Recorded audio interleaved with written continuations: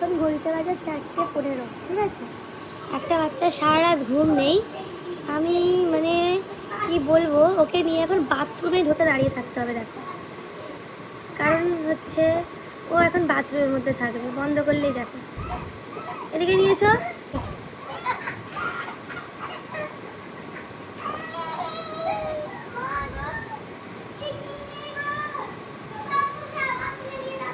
দাঁড়া যাচ্ছি। তুই রাত্রি ভোর 5টা বাজে, সারা রাত ঘুম নেই, কি বাথরুমে কি ফ্যান চলছে, এসি চলছে? ফ্যানটা বন্ধ করে দিই।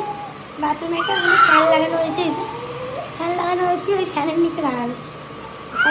ফ্যানটা বন্ধ করে দিই।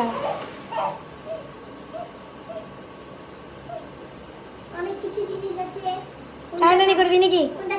কি রে, ওই চোখ দেখো তার। কি হলো? ফ্যান কই? ফ্যান ফ্যান আচ্ছা, চালিয়ে দিচ্ছি। কি আরাম, কি আরাম। ঘরে আমাদের হাই স্পিড ফ্যান চলছে, তাকে এখন নিচে খাট থেকে লাফ মেরে দেয় বলে খাটে শোয়ানো হয় না, নিচে ওর জন্য বিছানা করতে হয়। এ ঘরে এসি চলছে, উনি বাথরুমে ফ্যানের হাওয়া খাবে। বেরিয়ে আসো।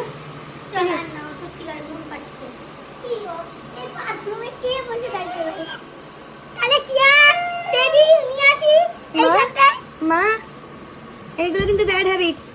তুমি কোন দিন রাতের বেলা ফ্রিজ খুলবে, কোন দিন রাতের বেলা বাথরুমের মধ্যে থাকবে? যদি ঢুকতে পারিস।